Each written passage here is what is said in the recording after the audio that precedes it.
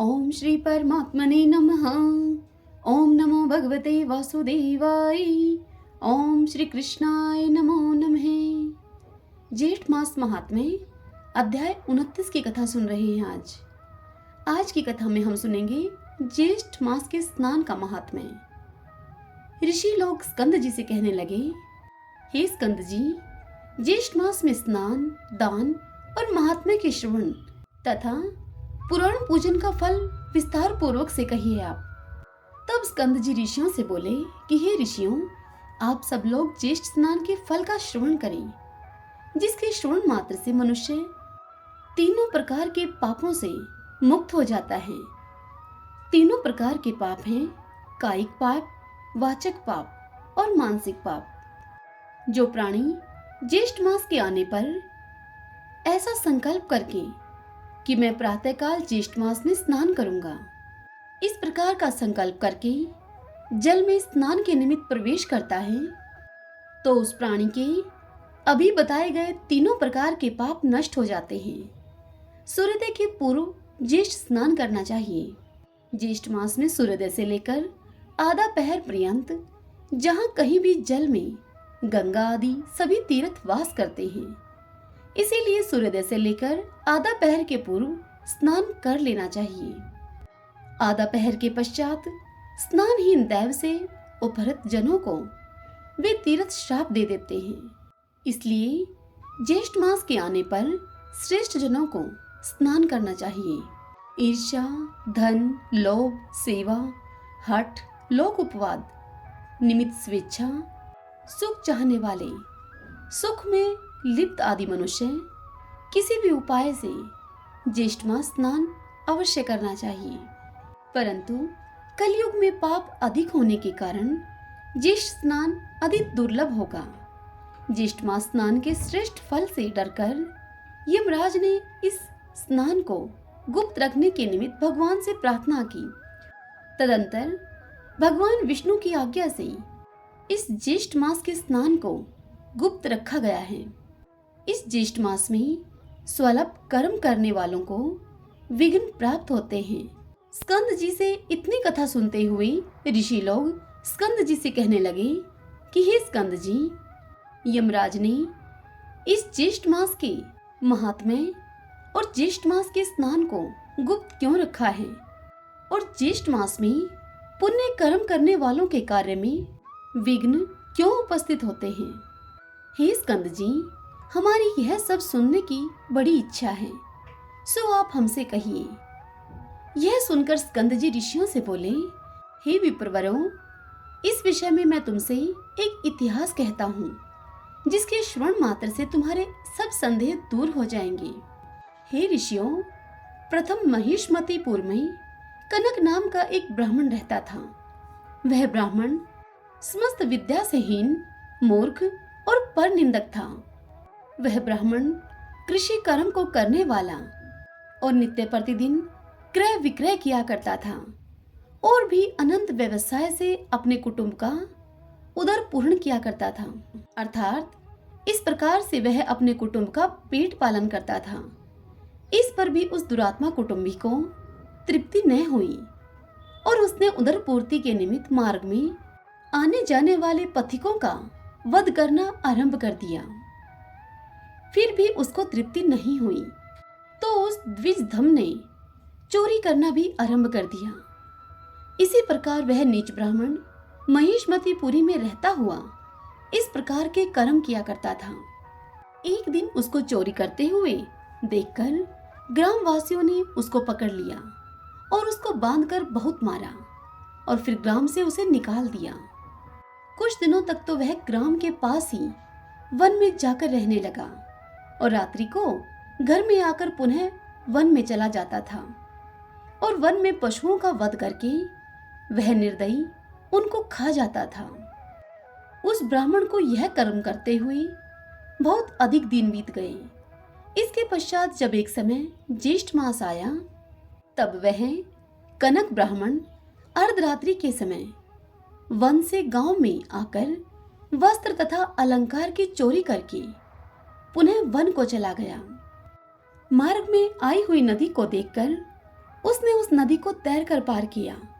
इस तरह अज्ञानतावश उस ब्राह्मण ने स्नान किया और अब प्रतिदिन वह इसी प्रकार से रात्रि को ग्राम में आकर चोरी करता और चोरी का धन लेकर प्रातः समय नदी में स्नान करता हुआ नदी को पार करते हुए वन में चला जाता।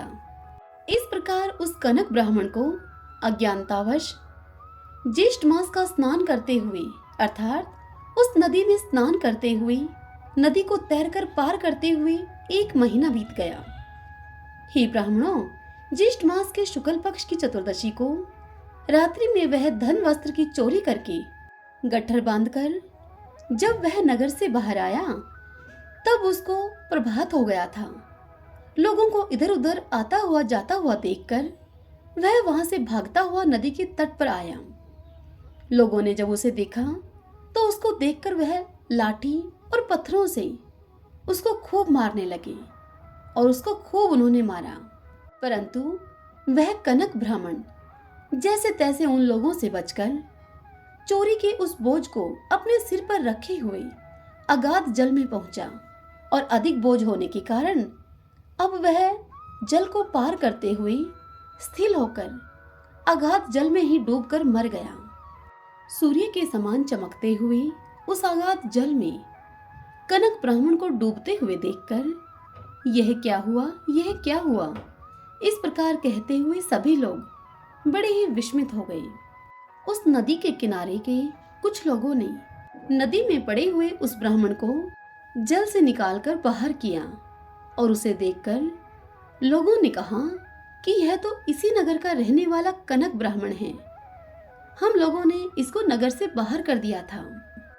तत्क्षण ही वह कनक ब्राह्मण उत्तम रूप को प्राप्त करके विमान के सहित दूतों को देखकर उत्तम रूप को प्राप्त करने के पश्चात वह दिव्य पुरुष अर्थात वह कनक ब्राह्मण इस प्रकार से उन दूतों से कहने लगा कि हे दूतों, यह विमान बैकुंठ से यहाँ किस पुण्य के प्रभाव से आया है। तब देवदूत उससे बोले कि हे कनक, ज्येष्ठ मास के अज्ञात स्नान से यह दुर्लभ विमान आपके लिए आया है। इस बात को सुनकर वह कनक ब्राह्मण विमान पर बैठकर विष्णु लोक को चला गया। वहां पहुंचकर उसने विष्णु भगवान के समान ही रूप को प्राप्त किया। इस समाचार को सुनकर यमराज अत्यंत ही दुखित हुए और जगतपति विष्णु भगवान से प्रार्थना करके इस प्रकार कहने लगे। यमराज बोले, हे विष्णु भगवान, ज्येष्ठ मास के इस महात्म्य को आप गुप्त करवा दीजिए। इस कथा को आगे सुनाते हुए स्कंद जी कहते हैं कि हे ब्राह्मणों, इस ज्येष्ठ मास के स्नान का महात्म्य का फल मैंने आप लोगों से कह दिया है। इति श्री ज्येष्ठ मास महात्म्य ज्येष्ठ मास स्नान महात्म्य 29वां अध्याय संपूर्ण। भक्तजनों, 29वें अध्याय की कथा यहीं संपूर्ण हुई। कल हम अगले अध्याय की कथा सुनेंगे। सभी बोलिए विष्णु भगवान की जय। आइए अब आज की राम कथा सुनते हैं। आज की कथा में हम सुनेंगे इंद्रेश्वर की स्थापना और उनकी महिमा, तड़ाक का महात्म्य, धर्मारण्य की जनता का पलायन। आज के पावन दिन हम इस कथा का श्रवण कर रहे हैं। व्यास जी कहते हैं, हे युधिष्ठिर, हे भारत, धर्मारण्यपुर से उत्तर दिशा में देवराज इंद्र ने भगवान शंकर को प्रसन्न करने के लिए 300 वर्षों तक अत्यंत दुष्कर तप किया। वृत्रासुर के वध से जो उन्हें पाप लगा था, उसको दूर करने के लिए ही इंद्र जितेंद्रिय एवं एकाग्रचित होकर भगवान शंकर की आराधना में लगे थे। उस समय भगवान चंद्रशेखर उनकी तपस्या से बहुत अधिक प्रसन्न हुए और उनके समीप आकर उनसे बोले कि हे देवराज, तुम जो कुछ मांगते हो उसे मैं दूंगा। तब यह सुनकर इंद्र ने कहा कि हे देवेश्वर, हे कृपा सिंधु महेश्वर, यदि आप मुझ पर प्रसन्न हैं तो वृत्रासुर के मरने से जो मुझे पाप लगा है, आप उसका नाश कीजिए। यह सुनकर भगवान शंकर ने कहा कि हे देवराज, धर्मारण्य में ब्रह्म हत्या किसी को पीड़ा नहीं दे सकती। गौ हत्या, द्विज हत्या, बाल हत्या और स्त्री हत्या भी मेरे ब्रह्मा जी के और भगवान विष्णु के तथा यमराज के वचन से कभी यहाँ प्रवेश नहीं करती है। अतः तुम इस तीर्थ में प्रवेश करके स्नान करो। तब इंद्र ने कहा कि हे दया सिंधु महेश्वर, यदि आप मुझ पर संतुष्ट हैं तो मेरे नाम से यहाँ स्थापित होइए। तब महादेव जी ने तथास्तु कहकर इंद्र की प्रार्थना स्वीकार कर ली और लोगों के हित की इच्छा से सबके पापों की शुद्धि के लिए धर्मारण्य में इंद्रेश्वर नाम से वे विराजमान हुए।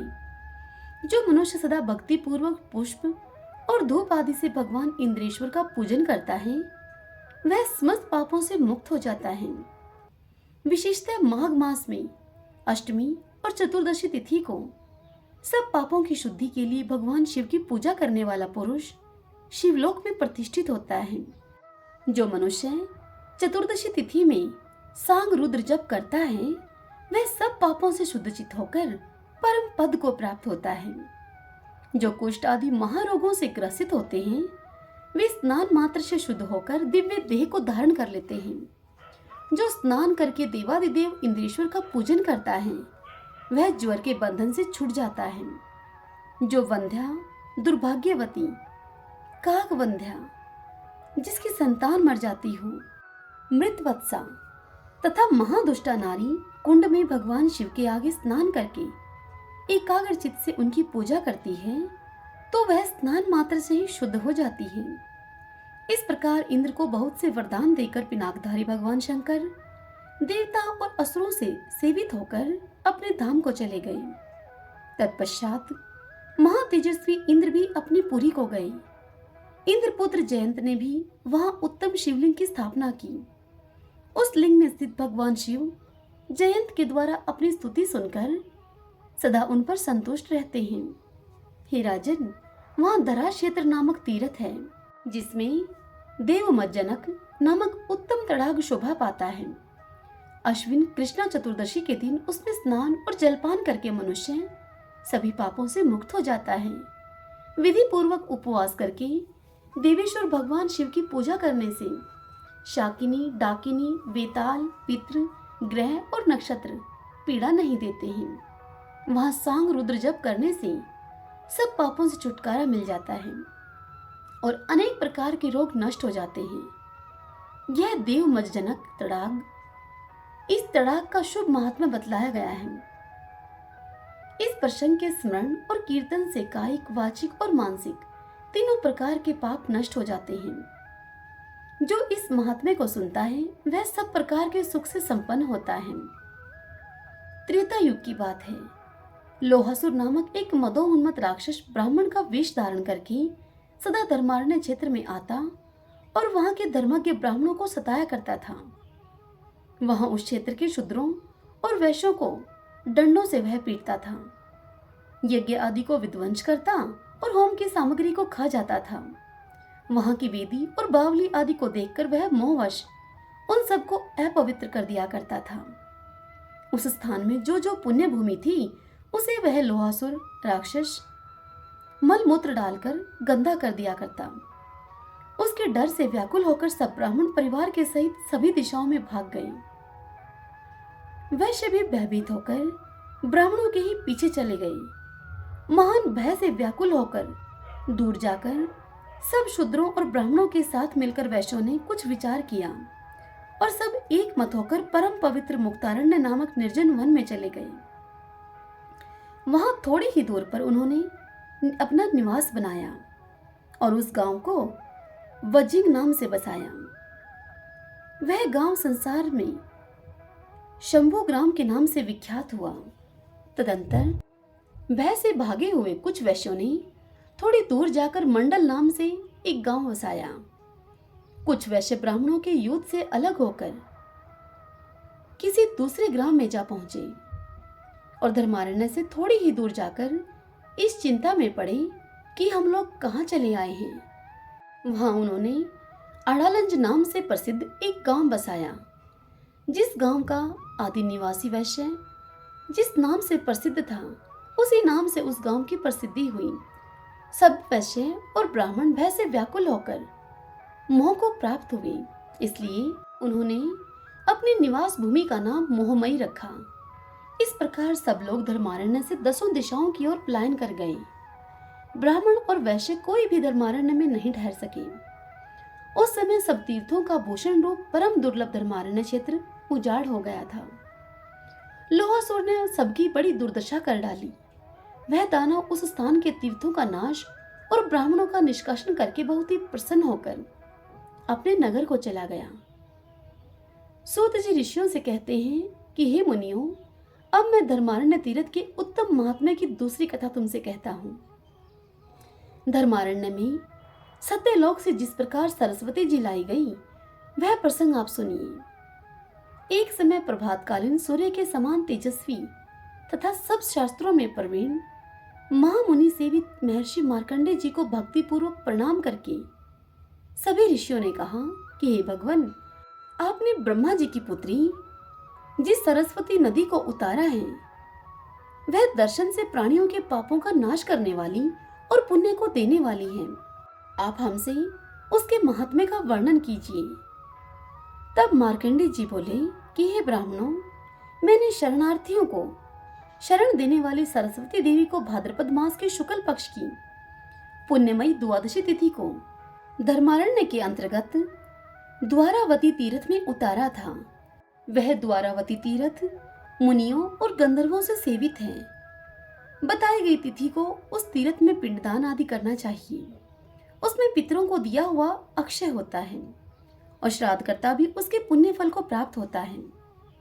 यह महत्वपूर्ण उपाख्यान पापों का नाशक एवं पुण्यदायक है।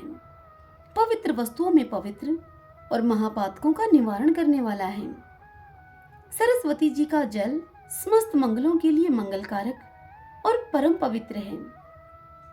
प्रभास तीर्थ के मध्यम में सरस्वती का जो पुण्यमय जल है, वह क्या ऊपर के लोकों में सुलभ है?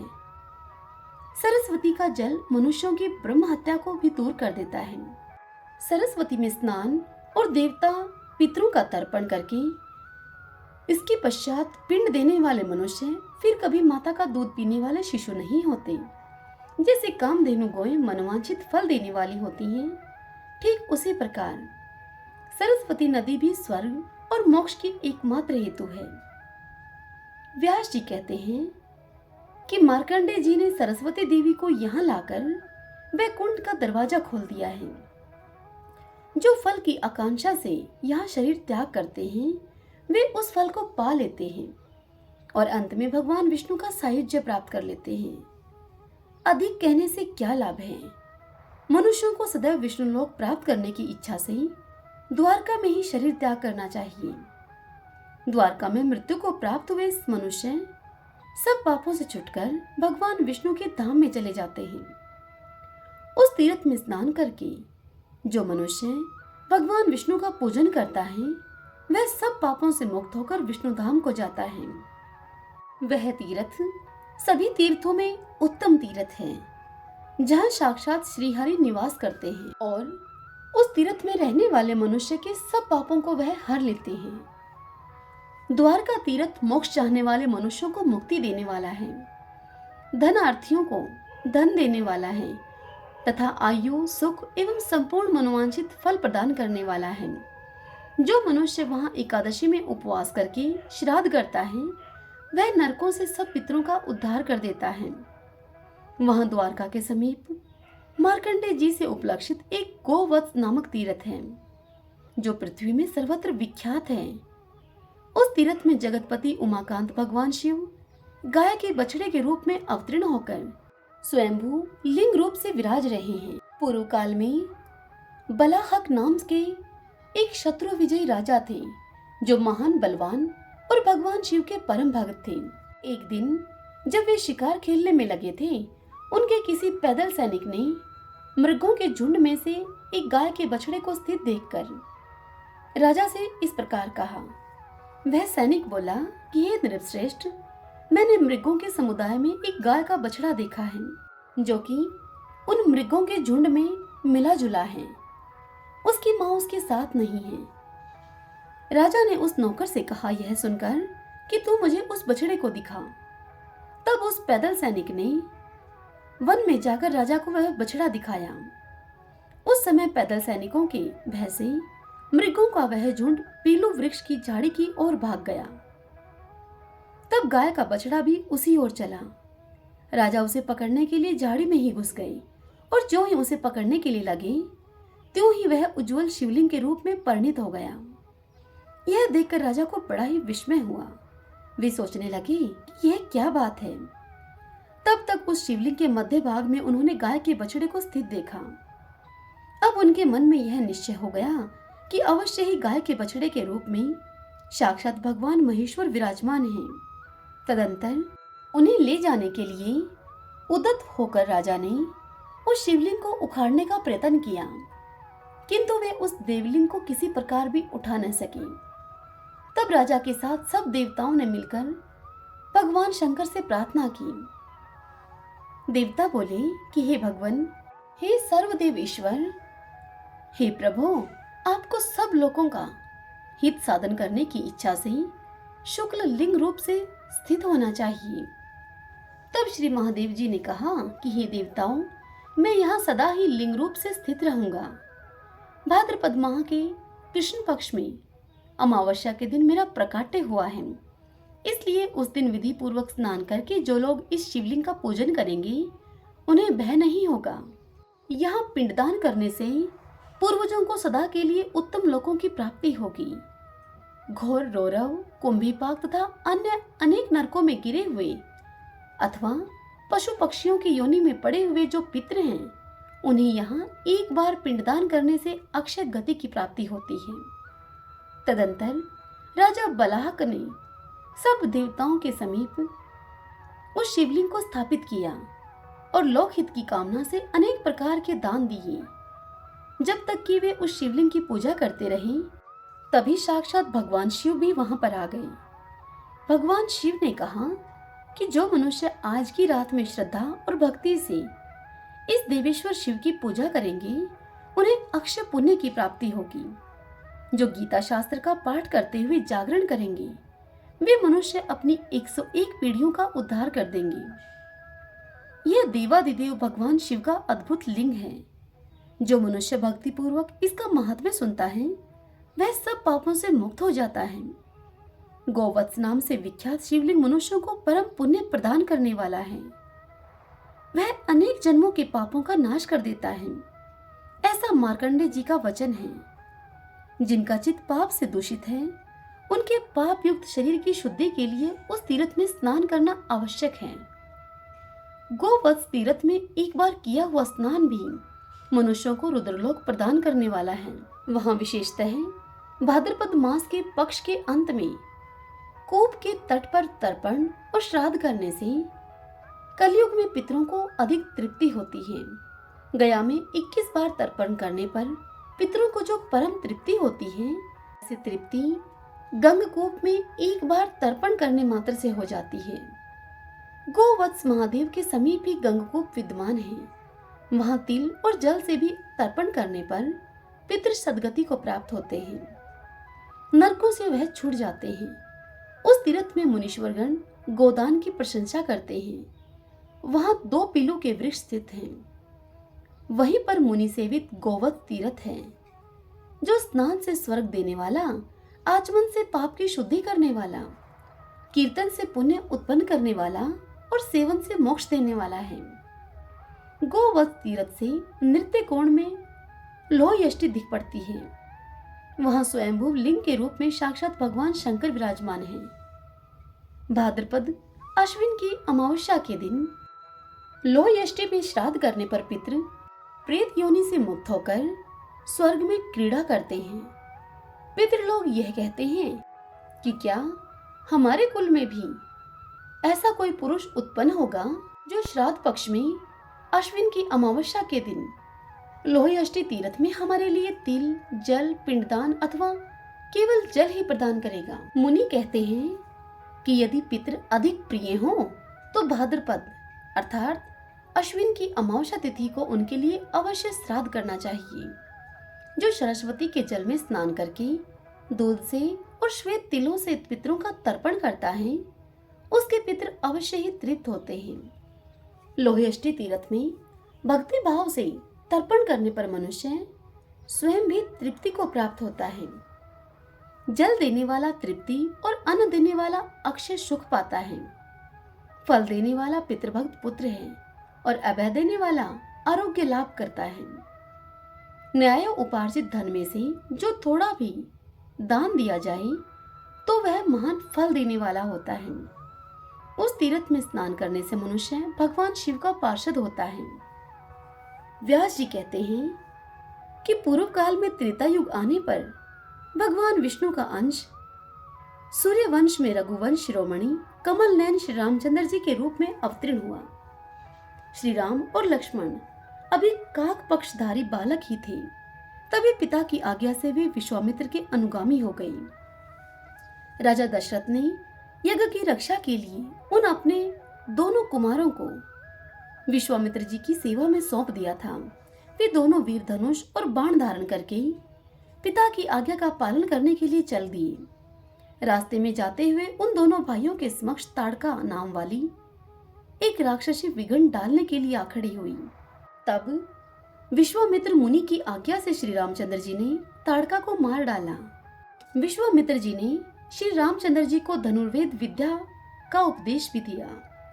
श्री रघुनाथ जी के चरणों के स्पर्श से शिला रूप धारणी अहिल्या, जो इंद्र के साथ संयोग होने के कारण शापवश प्रस्तर हो गई थी, अर्थात पत्थर हो गई थी, वह पुनः गौतम वधु के रूप में प्रकट हो गई। विश्वामित्र जी का यज्ञ आरंभ होने पर श्री रघुनाथ जी ने मारीच को मार भगाया और सुबाहु को अपने उत्तम बाणों से मौत के घाट उतार दिया। उन्होंने राजा जनक के घर में रखे हुए महादेव जी के धनुष को तोड़ डाला और अयोनिजा अर्थात सीता के साथ विवाह किया। जब वे अयोध्या को लौटने लगे तब रास्ते में परशुराम जी उनसे मिले। उन्हें जीतकर श्री रामचंद्र जी सीता के साथ अपने घर आए। तत्पश्चात 27वें वर्ष की आयु में जब श्री रामचंद्र जी को युवराज पद दिया जाने लगा, तब केकई ने राजा से 2 वरदान मांगे। उनमें से एक वर के द्वारा यह मांगा कि श्री राम जटा धारण करके 14 वर्षों के लिए वन में चले जाएं, और दूसरे वरदान से यह मांग लिया कि भरत युवराज पद के अधिकारी हों। राजा दशरथ की केकई रानी भोली भाली थी, उसने मंत्रा के बहकाने से ऐसा वर मांगा। राजा दशरथ ने जानकी और लक्ष्मण के साथ श्री रामचंद्र जी को वनवास दे दिया। श्री रामचंद्र जी ने 3 रात तक केवल जल पीकर रहे। चौथे दिन फलाहार किया और 5वें दिन चित्रकूट में पहुंचकर उन्होंने पर्णकुटी बनाई। उस समय राजा दशरथ श्री रामचंद्र जी का नाम लेते हुए स्वर्ग को सिधार गए। उन्होंने ऋषि के श्राप को सफल बनाकर स्वर्गलोक को प्रस्थान किया। उसके बाद भरत और शत्रुघ्न चित्रकूट में आए। भरत ने पिता के स्वर्गगामी होने का समाचार बतलाकर श्री रामचंद्र जी को घर लौट चलने के लिए समझाया। जब वे लौटने को राजी न हुए तब उनकी चरण पादुका को लेकर भरत और शत्रुघ्न नंदीग्राम को वापस लौट आए। वहां दोनों भाई राज्य की रक्षा करते हुए श्री राम की चरण पादुका के पूजन में तत्पर रहे। श्री रामचंद्र जी महात्मा अत्रि से मिलकर दंडकारण्य में आए और राक्षसों का वध आरंभ कर दिया। सबसे पहले विराट मारा गया। उसके बाद 12.5 वर्षों तक श्री रामचंद्र जी पंचवटी में ही टिके रहे।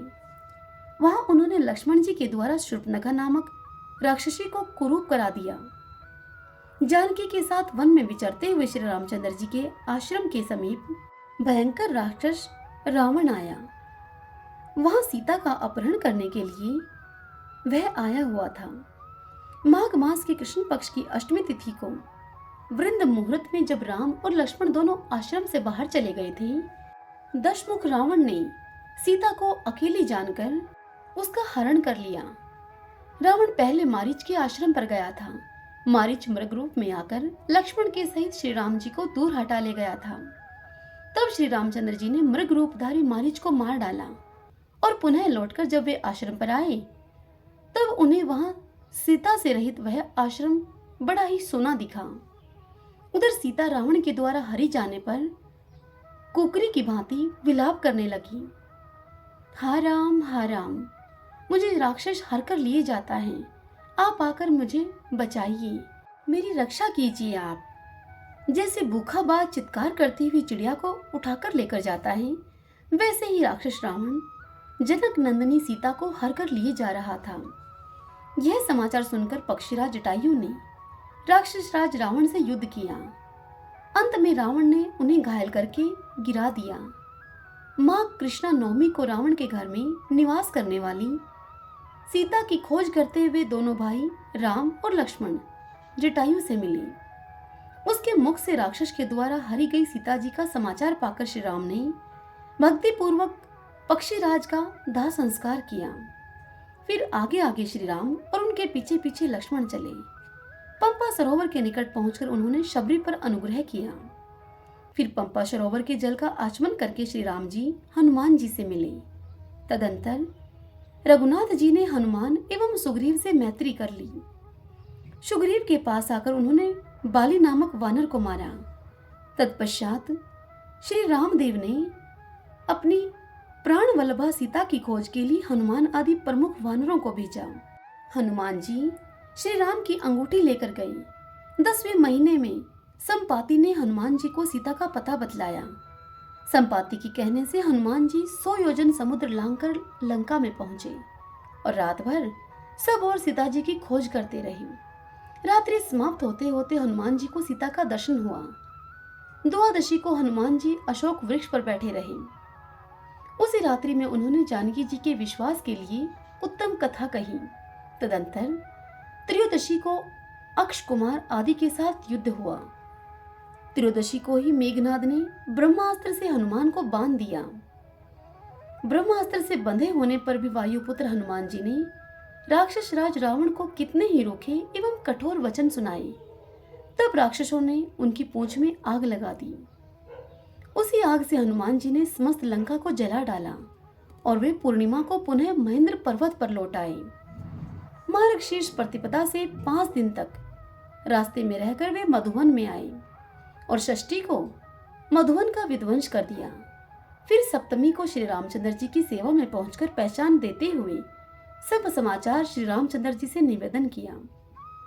सीता जी की मणि देकर श्री राम से उन्होंने सब बातें बताई। फिर अष्टमी को उत्तरा फागुनी नक्षत्र में जब विजय संज्ञक मुहूर्त व्यतीत हो रहा था, ठीक दोपहर के समय में श्री रामचंद्र जी ने प्रस्थान किया। राम ने दक्षिण दिशा में जाने की प्रतिज्ञा करते हुए कहा कि मैं समुद्र को लांघकर भी राक्षस राज रावण का वध करूंगा। दक्षिण दिशा की ओर प्रस्थान करते समय श्री रामचंद्र जी के साथी वानर राज सुग्रीव हुए। 7 दिनों में समुद्र के तट पर सेना की छावनी पड़ी। पौष शुक्ला प्रतिपदा से लेकर तृतीया तक सेना सहित श्री रामचंद्र जी की उपस्थिति सागर के तट पर हुई। चतुर्थी को विभीषण आकर श्री रामचंद्र जी से मिले। पंचमी को समुद्र पार करने के विषय में विचार किया गया। उसके बाद 4 दिन तक श्री रामचंद्र जी ने समुद्र के किनारे उपवास व्रत किया। चौथे दिन समुद्र से वर प्राप्त हुआ। साथ ही समुद्र ने समुद्र पार करने का उपाय भी बताया। दशमी से सेतु बांधने का कार्य आरंभ हुआ और त्रयोदशी को कार्य पूर्ण हो गया। चतुर्दशी को सुबेल पर्वत पर पहुंचकर श्री रामचंद्र जी ने सेना का पड़ाव डाला। पूर्णिमा से लेकर द्वितीया तक 3 दिनों में भारी सेना समुद्र पार करके लंका पहुंच गई। अब तत्पश्चात शुभ लक्षण श्री रामचंद्र ने सीता को प्राप्त करने के लिए शूरवीर वानरों की सेना के साथ लंकापुरी को चारों ओर से घेर लिया। तृतीया से लेकर दशमी तक 8 दिनों तक सेना वहीं टिकी रही। एकादशी के दिन शोक और शारण इन 2 मंत्रियों का आगमन हुआ। पौष कृष्णा द्वादशी को सेना की गणना की गई। कपिश्रेष्ठ सुग्रीव ने अपनी सेना के बलाबल का वर्णन किया। त्रयोदशी से लेकर अमावस्या तक 3 दिन लंका में रावण ने अपनी सेना का संगठन, उसकी गणना एवं सैनिकों में युद्ध के लिए उत्साह भरने का कार्य किया। माघ शुक्ला प्रतिपदा को अंगद जी दूत बनकर रावण के दरबार में गई। द्वितीया के दिन सीता जी को माया से उनके पति के कटे हुए मस्तक आदि का दर्शन कराया गया। उस दिन से 7 दिनों तक अर्थात अष्टमी तिथि तक राक्षसों और वानरों में घमासान युद्ध हुआ। माघ शुक्ला नवमी की रात में मेघनाद ने युद्ध करके राम और लक्ष्मण को नागपाश में बांध लिया। इससे सब कपीश्वर व्याकुल और हताश हो गए। तब वायु के उपदेश से श्री रघुनाथ जी ने गरुड़ का स्मरण किया। दशमी को गरुड़ जी नागपाश से छुटाने के लिए आए। फिर माघ शुक्ला एकादशी से लेकर 2 दिन तक युद्ध बंद रहा।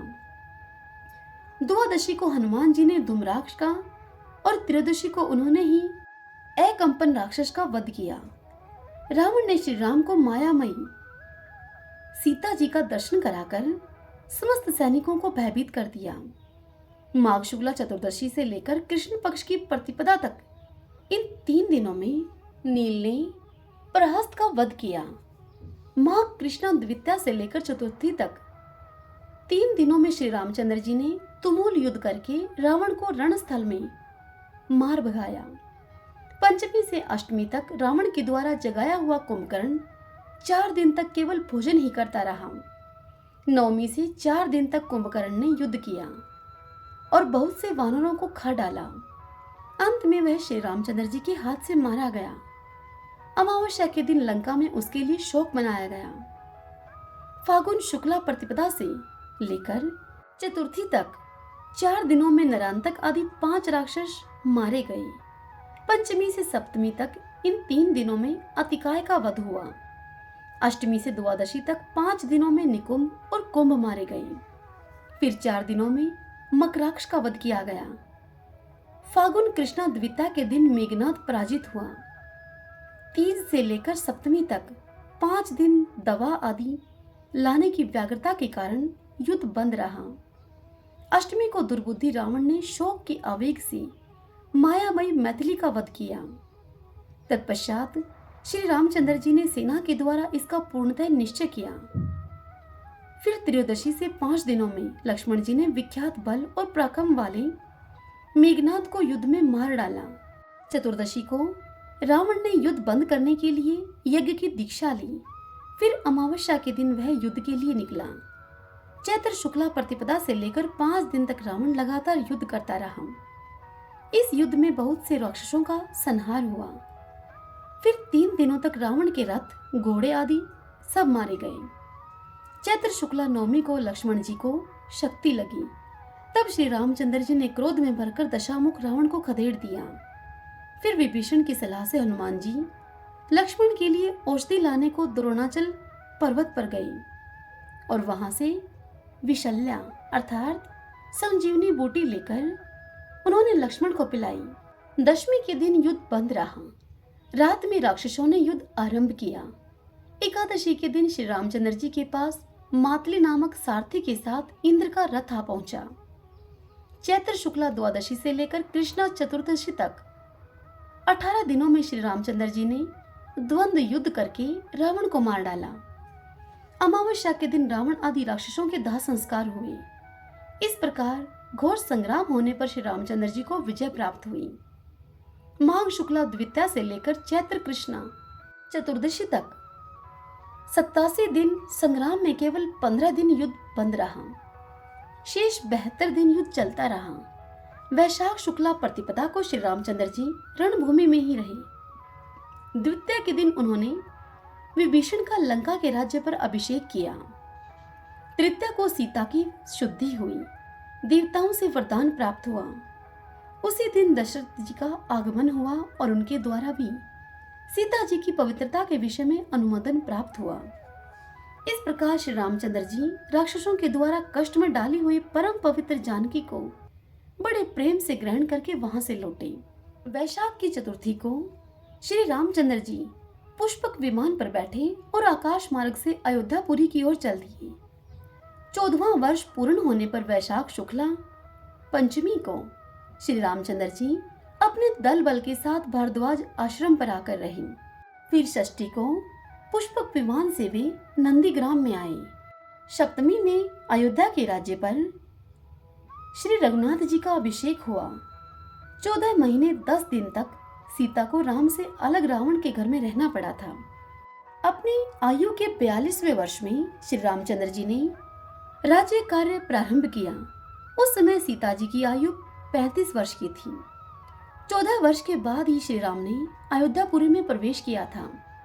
उस समय रावण का दर्प दलन करने वाले श्री रामचंद्र जी बहुत प्रसन्न थे। उन्होंने अपने भाइयों के साथ 11,000 वर्षों तक राज्य किया। राज्य का पालन करने के पश्चात वे सबके साथ परम धाम में गए। राम राज्य में सब लोग बहुत प्रसन्न रहा करते थे। सभी धन धान्य से संपन्न तथा पुत्र पौत्रों से भरे पूरे थे। बादल इच्छा के अनुसार पानी बरसाते थे। अन्न की उपज कई गुनी अधिक होती थी। गोएं घड़ाघड़ दूध दिया करती थीं और वृक्षों में सदा फल लगे रहते थे। श्री रामचंद्र जी के राज्य में किसी को आदि व्याधि नहीं सताती थी। सभी स्त्रियां पतिव्रता होती थीं। सभी पुरुष अपने माता पिता की भक्ति करने वाले होते थे। ब्राह्मण सदा वेद पाठ में लगे रहते थे। क्षत्रिय ब्राह्मणों की सेवा करते थे और वैश्य लोग ब्राह्मणों एवं गौओं में सदा भक्ति रखते थे। उस समय वर्ण संकरता और कर्म संकरता का नाम नहीं सुना जाता था। कोई भी स्त्री वंध्या, दुर्भाग्यवती, काकवंध्या, मृतवत्सा अथवा विधवा नहीं होती थी। सधवा स्त्री को कभी विलाप नहीं करना पड़ता था। कोई भी माता पिता और गुरु की अवहेलना नहीं करते थे। प्रत्येक मनुष्य पुण्य करता और बड़े बूढ़ों की आज्ञा नहीं टालता था। कोई दूसरे की भूमि पर अधिकार नहीं जमाते थे। सभी पराई स्त्रियों से विमुख रहते थे। कोई मनुष्य परनिंदक, दरिद्र, रोगी, चोर, जुआरी, शराबी और पापी नहीं होता था। स्वर्ण चुराने वाला, गुरु पत्नी गमन करने वाला, ब्रह्म हत्या करने वाला, स्त्री हत्या करने वाला और बाल हत्या करने वाला तथा झूठ बोलने वाला एक भी ऐसा मनुष्य नहीं था उस युग में। कोई किसी की जीविका नष्ट नहीं करता था और झूठी गवाही भी नहीं देता था। शठ, कृतघ्न और मलिन मनुष्य कहीं देखने को भी न मिलता था। ब्राह्मण वेदों के पारंगत विद्वान होते थे और सदा सर्वत्र उनकी पूजा होती थी। अत्यंत विख्यात राम राज्य में कोई भी मनुष्य ऐसा नहीं था जो व्रत का पालन करने वाला एवं ईश्वर का भक्त न हो। राज्य करते हुए श्री रामचंद्र जी के पास उनके पुरोहित महाभाग वशिष्ठ मुनि अनेक तीर्थों में भ्रमण करके आए। श्री रामचंद्र जी ने अभ्युत्थान, अर्घ्य, पाद और मधुपर्क आदि के द्वारा मुनियों के सहित गुरु वशिष्ठ का पूजन किया। तत्पश्चात मुनिवर वशिष्ठ जी ने श्री रामचंद्र जी से उनके राज्य, आशु, हाथी, खजाना, देश, उत्तम बंधु तथा सेवकों के विषय में कुशल समाचार पूछा। तब श्री रामचंद्र जी ने वशिष्ठ जी से कहा कि हे गुरुदेव, आपके प्रसाद से मेरे लिए सर्वत्र कुशल है। तदंतर श्री राम ने मुनिवर वशिष्ठ से उनकी पत्नी और पुत्र के कुशल समाचार को पूछा। तब वशिष्ठ जी ने भूमंडल में जिन जिन क्षेत्रों, तीर्थों और देवालयों का सेवन किया था उन सब की चर्चा करते हुए सर्वत्र अपना कुशल मंगल बतलाया। इससे कमल नयन श्री रामचंद्र जी बड़े विस्मित होकर वशिष्ठ जी से उत्तमोत्तम तीर्थ का महात्म्य पूछने लगे। हरि ओम तत्सत। ओम नमो भगवते वासुदेवाय। जय सिया राम। आज की कथा यहीं संपन्न हुई। इससे आगे कल की कथा में हम सुनेंगे राम नाम की महिमा। हरे कृष्णा।